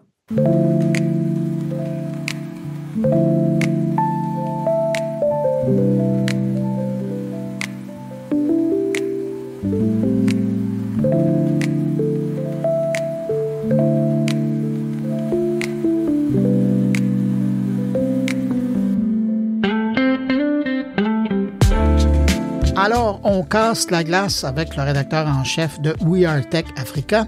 J'ai parlé plus tôt cette semaine avec Muriel Edjo qui nous propose de revenir sur 3 informations qui font l'actualité numérique présentement en Afrique. Voici notre conversation. Muriel Edjo, bonjour. Bonjour Bruno. Muriel, tu as décidé cette semaine de parler de 3 sujets qui m'ont interpellé. Moi, quand j'ai lu sur le sujet dans We Are Tech, c'est venu me chercher. Et là, on commence avec des ordinateurs, des tablettes qui sont fabriqués en Côte d'Ivoire. Qu'est-ce que c'est, ça? Les ordinateurs fabriqués en Côte d'Ivoire, c'est l'initiative d'un jeune entrepreneur qui a décidé de mettre sur le marché aussi bien des tablettes que des ordinateurs conçus spécialement par lui et qui sont financièrement abordables pour la majorité ou alors disons la part d'Africains qui a le pouvoir d'achat pour acquérir des appareils de bonne qualité et qui ne sont pas forcément de la haute marque. Je voudrais dire ici que ce n'est pas une initiative nouvelle. Bon, pour la conception d'appareils, disons par des entrepreneurs africains, parce que il y a déjà eu par le passé aussi bien des entrepreneurs qui se sont lancés dans des smartphones et des tablettes numériques conçues sur le continent. C'est, je crois, en 2012, un jeune Congolais du nom de Véron Mankou qui a initié, qui a été, on va dire, à l'avant-garde de ce mouvement. Il a lancé des tablettes qu'on appelait, des smartphones qu'on appelle Elikia. Puis il y a aujourd'hui, on va dire en Guinée, il y a également une jeune dame que l'on appelle Fadima Diawara qui a lancé avec sa start-up Kumfabo.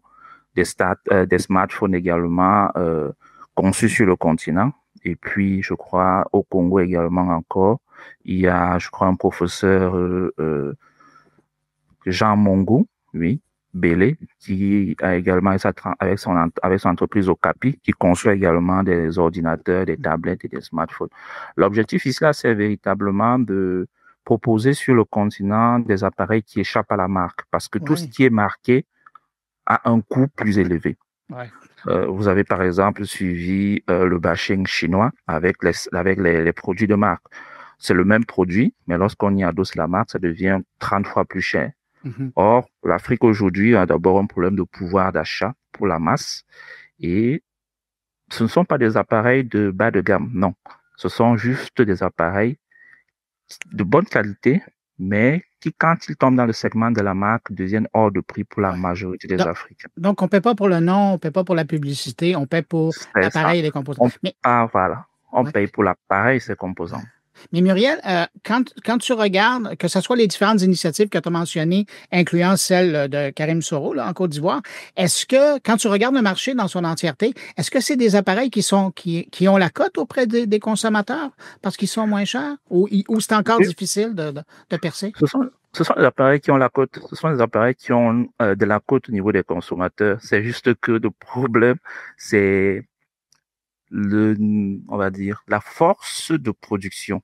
Ils ne peuvent pas satisfaire tout le monde parce qu'il faut une véritable industrie lourde derrière qui puisse produire en quantité. Les manufactures. C'est ça. Ouais. Il faudrait vraiment qu'il y ait toute une équipe derrière parce que la sortie à la fin du mois peut être de 30 à 40 pièces. Vous avez un marché africain aujourd'hui qui se compte en plusieurs millions. Donc, une seule entreprise ne peut pas gérer ce marché. C'est pour cela, comme je vous le disais, qu'il y a plusieurs initiatives isolées sur le continent qui essayent d'adresser des marchés bien spécifiques, parfois des marchés nationaux ou alors des marchés voisins, mais qui ne peuvent pas couvrir toute l'Afrique parce que l'Afrique, il y a véritablement un gros besoin et parce qu'ils sont abordables, il y a vraiment la demande. On pourrait presque les appeler d'artisans du numérique. Avec la petite production qu'ils font, là, ouais. Tout à fait, parce qu'aujourd'hui, avec le besoin d'inclusion, avec la consommation Internet qui augmente, avec l'économie numérique qui frappe à la porte, ce serait encore une erreur de laisser des millions d'Africains en dehors du numérique. Or, aujourd'hui, le numérique se fait sur le mobile, le numérique se fait sur les ordinateurs, sur les tablettes, et les produits de marque sont inaccessible en fait pour la majorité des Africains. Donc aujourd'hui, il faudrait des appareils qui échappent justement au circuit de la marque pour pouvoir, pour ce qu'ils sont, uniquement des ordinateurs, tomber entre les mains justement de ces Africains qui veulent aussi bien faire de la création, veulent communiquer, veulent ouvrir des entreprises d'e-commerce, veulent pouvoir se former. Et c'est là où justement ces initiatives interviennent. Deuxième sujet, tu voulais attirer notre attention sur la e-santé africaine face aux capitaux. Oui, sur ce sujet, c'était véritablement interpellé, on va dire, aussi bien les gouvernements africains, mais également interpeller les organismes de financement sur l'enjeu qu'il y a derrière l'e-santé en Afrique. En Afrique, il y a déjà un problème d'accès aux professionnels de la santé. Les normes de l'OMS ne sont pas, on va dire, réunies en Afrique. Si la norme de l'OMS, c'est de 4 ou à 5 médecins pour 1000, en Afrique, c'est de 1 à 2 pour 1000. Donc, il y a véritablement un besoin pour une population en majorité jeune de pouvoir accéder aux services de santé de qualité. Et l'e-santé peut vraiment y jouer un grand rôle. Surtout qu'aujourd'hui, il y a de nombreux défis en termes de maladies infectieuses, de sensibilisation sur la santé de reproduction, sur la contraception, sur la santé mentale. Et même parfois, il y a des défis en matière d'accès on va dire, aux spécialistes comme les dermatologues, les psychologues, les pédiatres et tout ça. Si vous ne pouvez pas accéder à ces médecins, les maladies se projettent, se propagent rapidement parce que vous pouvez, par exemple, rester avec une maladie pendant longtemps et parce que vous n'avez pas accès justement aux professionnels de santé, elle a tout le temps de s'installer, de s'aggraver. Or, si vous avez accès aux médecins et qu'il fait y a le diagnostic, au moins vous avez résolu le mal d'au moins de 30% parce qu'au moins vous savez déjà de quoi vous souffrez. Et puis bon, par la suite, avec des solutions peut-être traditionnelles, la médecine traditionnelle en Afrique, vous pouvez déjà au moins se freiner on va dire la virulence de la maladie dans votre corps. Mais l'e-santé aujourd'hui n'est pas véritablement financée. Vous allez voir, même en termes de fonds attirés sur le continent, c'est la fintech. Or, aujourd'hui, l'e-santé, c'est quelque chose de capital. La santé, c'est quelque chose d'indispensable à la vie. Mais tous les fonds vont tous les fonds de financement vont dans la fintech. Tout le monde veut ouvrir en fait, toutes les initiatives. Les investisseurs, ouais. Tous les investisseurs vont dans justement la finance, mais il faut être en santé pour pouvoir dépenser de l'argent. C'est ce que j'allais te dire, ouais. Voilà. Il faut de la santé. Il faut être en santé pour pouvoir épargner, pour pouvoir emprunter, pour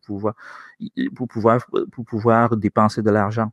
Et c'est là où il faut véritablement interpeller aussi bien les fonds de capital risque, aussi bien les fonds gouvernementaux sur l'urgence qu'il y a de renforcer le système de santé.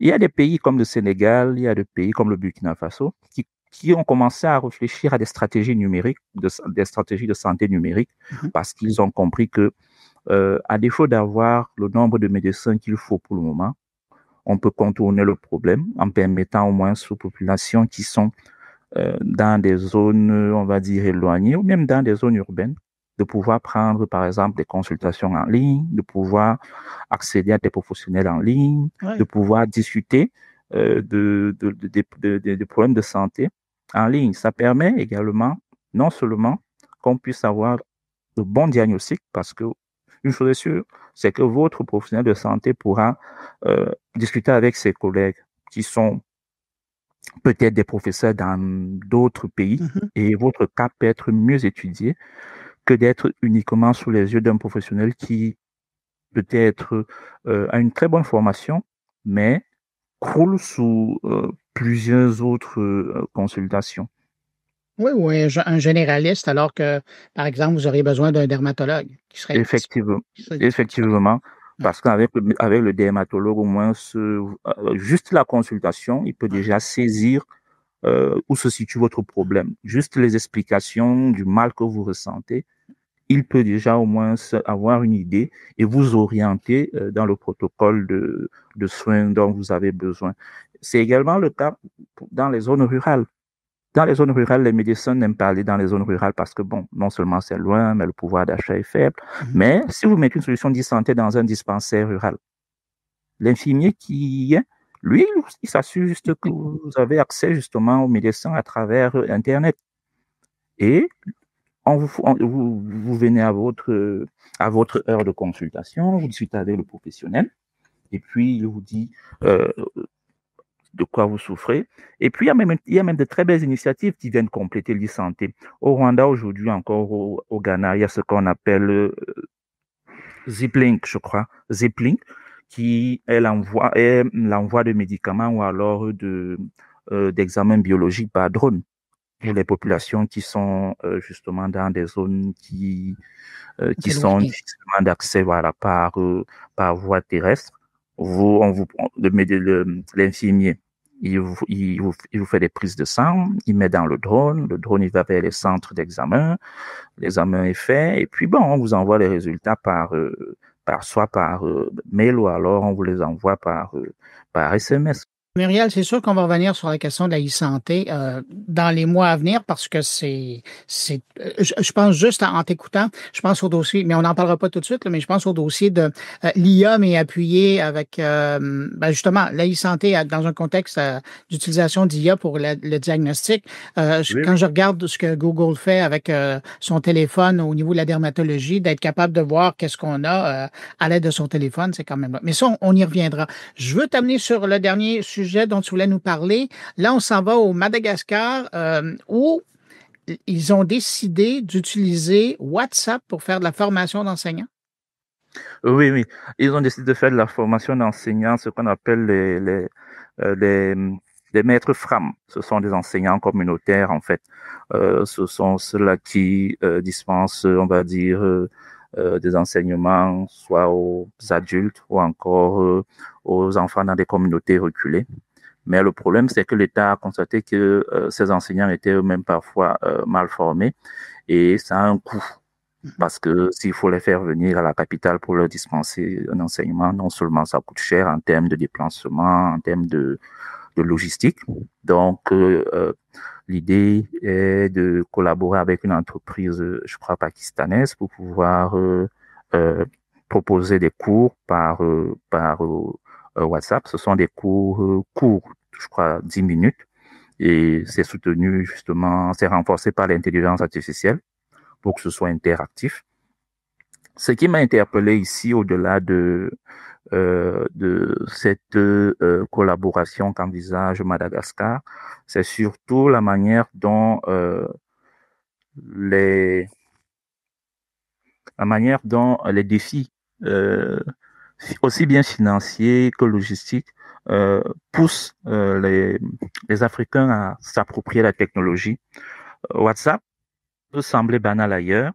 Pourtant, dans un contexte comme celui-ci, c'est stratégique pour le développement parce que ça permet non seulement de renforcer les capacités de personnes qui ont un impact sur les communautés, et ça permet de sortir un certain nombre de personnes de l'obscurantisme. Et cette interpellation montre également combien la technologie peut jouer un rôle déterminant dans l'amélioration de la formation en Afrique. Aujourd'hui, même l'éducation en Afrique a besoin d'intégrer la technologie.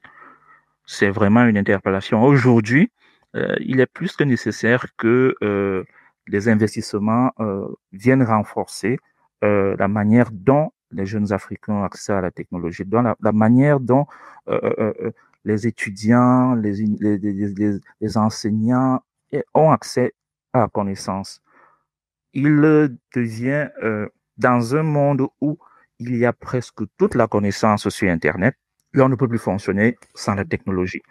Aujourd'hui, le numérique peut nous aider à apporter plus de pratique dans la formation, mais également à permettre que la prochaine génération soit plus calée en termes de connaissances, en termes d'expertise.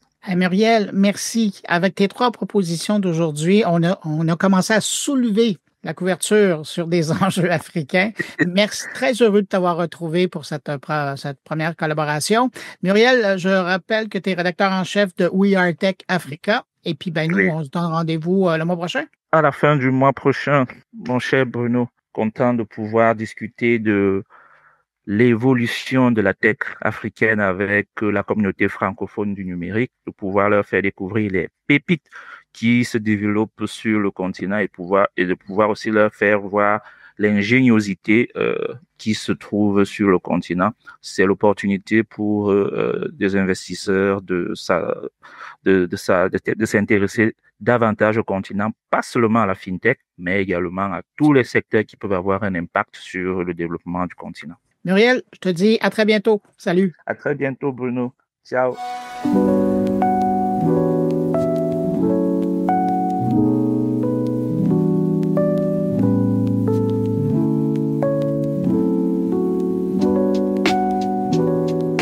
Nouvelle annonce de Spotify qui fait jaser, la plateforme va désormais afficher publiquement les statistiques d'écoute des balados directement dans son lecteur. Cette décision soulève évidemment plusieurs questions. Que signifient ces données? Comment seront-elles mesurées? Et quel impact elles auront sur les créateurs, mais aussi sur le public?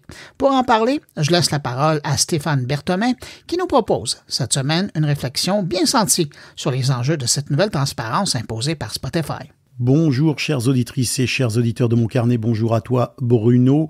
C'est la chronique cette semaine du Podcastologue qui porte sur un sujet qui a défrayé la chronique alors même que l'annonce venait d'en être faite. Donc un sujet dont on va certainement beaucoup parler, qui, donc comme je le disais, a créé une petite polémique, l'annonce des statistiques d'écoute par Spotify. Alors ça veut dire que Spotify va afficher sur le lecteur Spotify les chiffres d'écoute. Alors il y a eu beaucoup de questions à savoir qu'est-ce que c'était les chiffres d'écoute, est-ce que c'était bien, est-ce que c'était pas bien d'avoir ces chiffres d'écoute. Je vais vous donner mon avis sur la question. Pourquoi c'est une chose positive? Parce que c'est une preuve de transparence et c'est ce dont ont besoin les podcasts, à mon avis, à ce moment-là de leur évolution, au moment où le podcast devient un média mainstream. Alors évidemment, ça pose beaucoup de questions. Qu'est-ce qu'une écoute? Comment Spotify mesure une écoute? Qu'est-ce que Spotify va exactement afficher sur les comptes des podcasts? Parce que pour l'instant, on n'a pas encore vu cet affichage qui va intervenir dans les prochains jours et même en fait dans le courant de cette semaine. Bon, donc la question à se poser d'abord, c'est de savoir exactement quelles données données vont être affichées. Le nombre d'écoutes complètes, est-ce qu'il va y avoir une durée moyenne d'écoute, finalement un taux de rétention, ça pourrait être aussi très utile. Mais le gros avantage, je crois, de cette mesure, c'est que ça crée un langage commun pour tout l'écosystème audio. Il n'y a pas de honte à avoir de petites statistiques d'écoute, et ça va aussi permettre d'avoir plus de transparence, parce que jusqu'à présent, on est quand même dans un univers où chacun annonce ses chiffres d'écoute et où on peut quand même présumer que certains ont tendance à grossir un petit peu ces chiffres quand on n'a pas accès aux statistiques directement. Et de l'autre côté, ça va aussi mettre, je crois, sincèrement, les choses en perspective pour des gens qui connaissent mal l'univers du podcast. Parce qu'il y a beaucoup de gens qui s'imaginent que le podcast cumule peu d'écoutes, que la plupart des podcasts font peu d'écoutes. Et moi qui ai les mains en partie dans une agence de publicité dans laquelle on a accès aux écoutes des podcasts avec lesquels on travaille, ben je peux témoigner du fait qu'il y ait beaucoup de podcasts qui ont d'extraordinaires écoutes et qui sont sous-estimés par le public. Donc je pense qu'il va y avoir évidemment un double effet. Ben, certains vont être obligés d'afficher des statistiques qui sont plus petites que peut-être ce que le public imagine, mais l'autre contrepartie de tout ça, c'est que le public va aussi se rendre compte du résultat phénoménal en termes d'écoute de certains des podcasts qu'il visite régulièrement. Donc ça, c'est quand même quelque chose de très positif. Alors évidemment, ça va dépendre de la façon dont Spotify mesure une écoute. Si Spotify mesure une écoute à partir de 1 seconde d'écoute, de 30 secondes d'écoute, de 1 minute d'écoute, comme le voudrait la norme IAB, International Advertising Bureau, c'est évidemment quelque chose qui va devoir être précisé ou en tout cas être clarifié par Spotify. Je crois qu'il y a un autre avantage qu'on a tendance à sous-estimer quand on parle de cette mesure-là, parce qu'on s'en tient à l'écosystème du podcast, mais il faut s'ouvrir un petit peu aux autres écosystèmes, parce que comme je le disais au début de cette chronique, le podcast est en concurrence avec d'autres médias. Et être en concurrence avec d'autres médias, ben, ça veut dire être en concurrence avec la radio, avec les réseaux sociaux et avec la télévision. Et bien sûr, avec YouTube, alors j'entrerai pas dans le problème de l'auto-concurrence de la vidéo et de l'audio entre YouTube et l'audio, mais il reste que les statistiques de YouTube, par exemple, sont particulièrement opaques, que les statistiques de la télévision sont une extrapolation avec des fourchettes qui sont données, que celle de la radio aussi, d'ailleurs, est extrapolée sur la population, et que les réseaux sociaux, on le sait, Meta a tendance à gonfler certains de ces chiffres. Donc finalement, je crois que si on regarde et si on compare la place du podcast dans l'écosystème médiatique en tant que support publicitaire, notamment parce que le podcast devient de plus en plus couramment un investissement publicitaire pour les marques, eh bien, c'est important que cette transparence soit faite et que ces chiffres-là soient affichés, connus et communiqués. Il reste un dernier petit bémol, et c'est vrai que c'est un argument que j'ai lu à plusieurs reprises.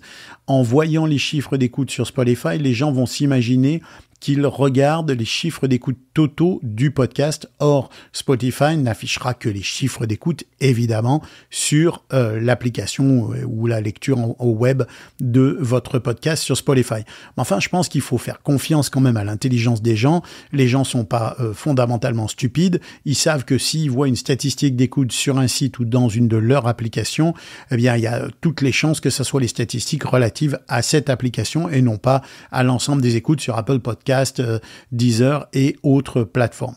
En conclusion, je dirais que je pense que c'est extrêmement positif pour l'univers du podcast. Ça va être une petite pilule à avaler pour certains et certaines. Il va falloir faire preuve d'un peu plus d'humilité, mais je pense que ça fait du bien. C'est important qu'on regarde les chiffres en face, parce qu'encore une fois, il n'y a pas à rougir d'avoir des chiffres d'écoute qui sont pas aussi importants que le voisin ou que le concurrent, que le contenu concurrent, parce que il faut pas oublier qu'on est dans une relation confiance avec l'auditoire et que c'est quand même, après tout, ce qui compte le plus, la confiance et la qualité du contenu que vous livrez à vos auditrices et à vos auditeurs. Alors voilà pour cette petite chronique. Je pense qu'on reparlera de ce sujet dans quelques temps quand on aura vu un petit peu les preuves des faits avec l'affichage de ces statistiques. Je vous souhaite une excellente semaine et je vous dis que l'audio soit avec vous.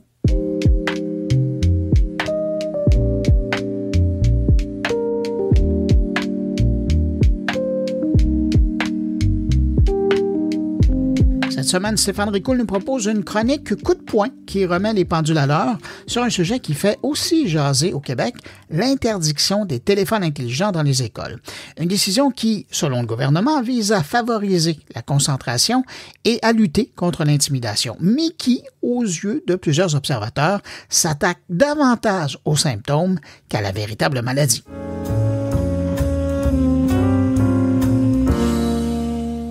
Le gouvernement québécois a récemment décidé d'interdire les téléphones cellulaires dans les écoles, une mesure qui, selon le ministre de l'Éducation Bernard Drinville, vise à améliorer la concentration des élèves et à réduire les problèmes liés à l'intimidation.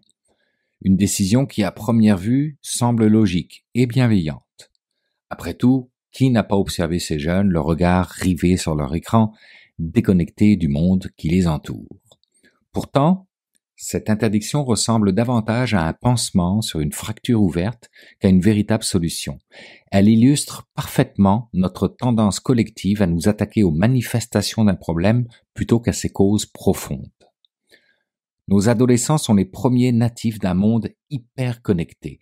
Ils n'ont jamais connu une époque sans Internet, sans réseaux sociaux, sans communication instantanée. Pour eux, le cellulaire n'est pas un outil, encore moins un gadget, mais un prolongement naturel de leur existence sociale, aussi essentiel que l'était le téléphone fixe pour les générations précédentes. En leur retirant leur cellulaire durant toute la journée scolaire, nous leur imposons une rupture brutale avec leur mode de socialisation. Nous leur disons, en substance, votre façon d'interagir avec le monde est mauvaise, revenez à la nôtre. Une approche qui, sans surprise, génère frustration et incompréhension, comme en témoignent les récentes manifestations d'élèves contre cette mesure. Les jeunes se sentent infantilisés et incompris. Selon un sondage rapporté par Le Devoir, si une majorité d'enseignants se déclarent favorables à cette interdiction, l'efficacité de la mesure est loin d'être prouvée. Plusieurs professeurs confient à la presse que l'interdiction n'a pas changé grand-chose, révélant le fossé entre l'intention politique et la réalité du terrain. Pendant que nous pointons du doigt les jeunes et leurs mauvaises habitudes entre guillemets, les véritables responsables de cette addiction numérique se frottent, eux, les mains. Les géants de la tech ont bâti des empires sur un modèle économique pervers, celui de l'économie de l'attention. Ces entreprises n'ont qu'un objectif, celui de maximiser le temps que nous passons sur leur plateforme. Chaque minute supplémentaire représente des données collectées, des publicités visionnées, des profits engrangés. Pour y parvenir, elles emploient des techniques les plus sophistiquées de la neuroscience, transformant nos téléphones en machines à dopamine parfaitement calibrées. On appelle cela des dark patterns, ça veut tout dire, il me semble.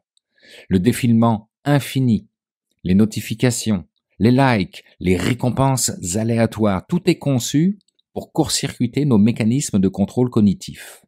Ces applications ne sont pas addictives par accident, elles le sont par design.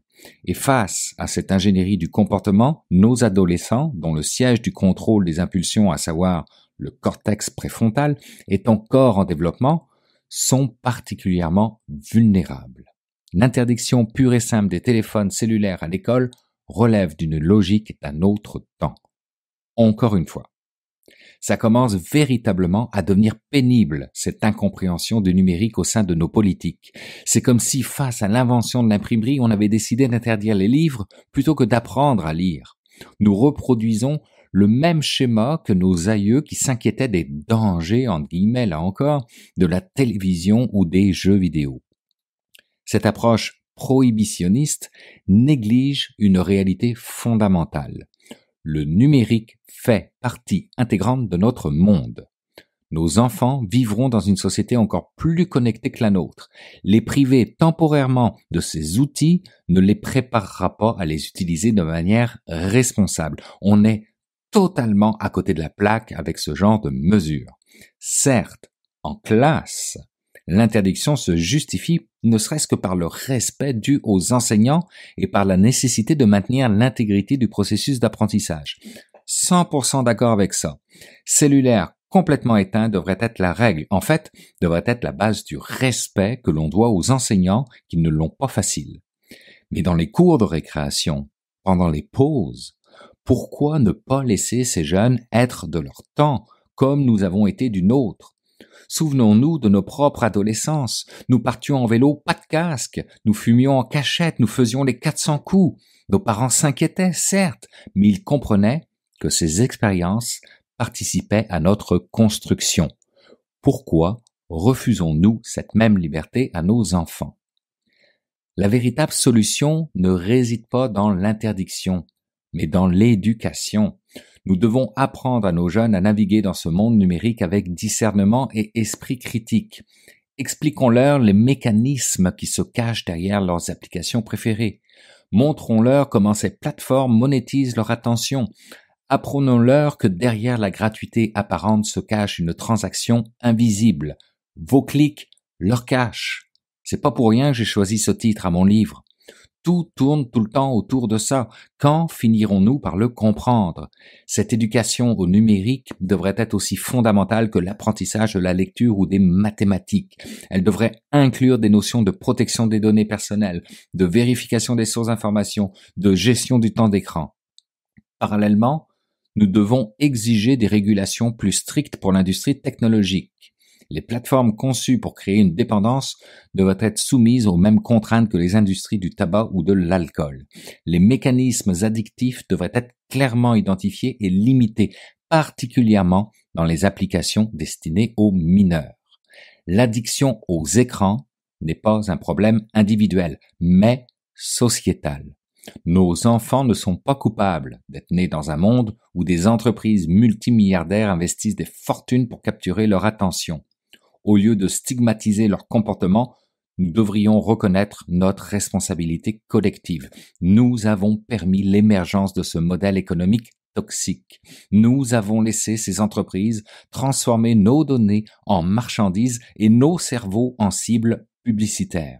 L'interdiction des téléphones à l'école n'est qu'une solution de facilité qui nous dispense d'affronter les vrais enjeux. Elle nous permet de nous donner bonne conscience sans remettre en question le système qui a créé le problème. Nos jeunes méritent mieux que des mesures simplistes. Ils méritent une éducation qui les prépare véritablement au monde numérique, le leur, celui qui façonnera leur avenir. Ils méritent des adultes qui, au lieu de leur confisquer leurs moyens de communication, les aident à en devenir maîtres plutôt qu'esclaves. Car en fin de compte, la question n'est pas de savoir si nos enfants utiliseront ces technologies, mais comment ils les utiliseront. Et cela, aucune interdiction ne pourra jamais le déterminer.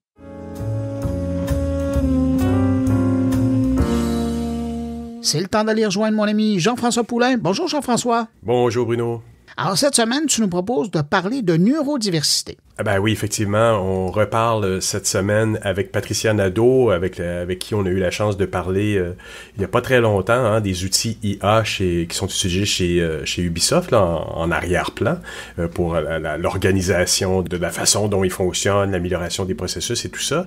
Et ben cette fois-ci, j'ai eu la chance de la croiser au rendez-vous numérique à Québec et elle a fait une conférence sur l'inclusion, qui est un sujet qui lui tient beaucoup à cœur. Donc, l'inclusion, la neurodiversité qu'on peut rencontrer dans les milieux de travail. Et j'ai sauté sur l'occasion de faire cette entrevue avec elle. Et comme toujours, c'était bien agréable. Merci d'aborder ce sujet avec ton invité. On va aller écouter ça à l'instant. Et puis, je te dis à la semaine prochaine. Salut. Merci beaucoup, Bruno. À la semaine prochaine. Bye. Parle-moi, Patricia, de la conférence que tu viens de donner. Je viens de parler de design inclusif, de neuro-inclusion au travail, parce que c'est la neuro-inclusion qui va nous amener, dans le fond, vers un futur du travail qui va être performant, productif. Fait que oui, j'essaie de faire le lien entre tout ça dans ma conférence. Si on inclut les personnes qui ont une diversité d'esprit, ça nous permet d'avoir une diversité d'idées, de solutions. C'est ça ce qui fait qu'on est plus performant aussi. C'est quand même, c'est des belles choses que tu promeus en disant ça, mais en même temps, c'est pas évident à mettre en place dans une organisation. Tu dis la diversité, puis tout à l'heure, en pré-entrevue, on parlait du fait que des fois, on se retrouve dans les... Moi, j'ai fait des présentations où tout le monde avait éteint leur caméra. Et dans la conférence, tu disais, il faut permettre à des gens de la neurodiversité de pouvoir l'enlever leur caméra parce qu'ils sont plus confortables comme ça. comment on établit un juste milieu? Parce que moi, personnellement, une assemblée de non-caméras, c'est une agression. C'est pas bien mieux. Comment on fait pour équilibrer ça? Mais même le reconnaître, faut-tu avoir des psychologues à l'interne? Parce que c'est pas toutes les compagnies qui sont grosses comme Ubisoft qui sont en mesure d'avoir des gens qui vont repérer toutes ces divergences-là. Comme on en parlait, toi puis moi, dans le fond, c'est des petites choses simples. Hein. Des fois, c'est des gestes vraiment pas coûteux qui permettent d'avoir plus d'impact puis de permettre à ces gens-là de pouvoir se développer quand même. Fait que on parlait d'avoir un agenda à un meeting. C'est tout simple, c'est tout bête. Mais ça, c'est bon pour tout le monde. C'est bon pour tout le monde. Ben, c'est justement ça, c'est le design universel. Le design inclusif part du design universel, la même prémisse de dire ce qui est bon pour une minorité va être bon puis bénéfique à tout le monde finalement. Comme la fameuse rampe d'accès, que c'est bon pour les valises, c'est bon pour la chaise roulante, c'est bon pour la poussette. Fait que ça bénéficie à tout le monde finalement. Fait que, c'est des petites choses simples. L'agenda du meeting, les caméras, je comprends que ça peut être un peu difficile d'être devant un pan de mur d'écran noir, mais tu me parlais... C'est une exagération parce que c'est pas tout le monde qui était neurodivergent dans les endroits où je suis allé faire des conférences, mais toutes les caméras étant éteintes, on a atteint un niveau d'un manque de respect à quelque part. Mais si on comprend, mais il faut en même temps être capable d'éduquer tout le monde à comprendre ça, parce que si une personne ne met pas sa caméra, il ne faut pas considérer qu'il n'est pas poli ou qu'il est en train de manger ou faire autre chose. C'est juste qu'il est plus efficace comme ça. Il est plus efficace comme ça. Il va avoir moins de gêne ou se concentrer vraiment plus sur le message puis le meeting, plutôt de se concentrer sur est-ce que j'ai la bonne réaction au niveau de mon visage, qui peut être une inquiétude au niveau, entre autres, de l'autisme. Fait que oui, il y a un juste milieu à essayer de trouver, puis c'est là où une communication transparente peut aller très loin. Fait que, de juste dire, en passant, je tiens ma caméra fermée parce que je suis plus à l'aise comme ça. Ouais. De juste déclarer. C'est beaucoup comme ça. L'inclusion se fait beaucoup par ça. Moi, tu as vu tantôt, j'ai dit que mon pronom était « elle ». De faire le cadeau de son pronom, c'est faire le cadeau à quelqu'un d'autre, d'être à l'aise de dire « moi, c'est il, elle ».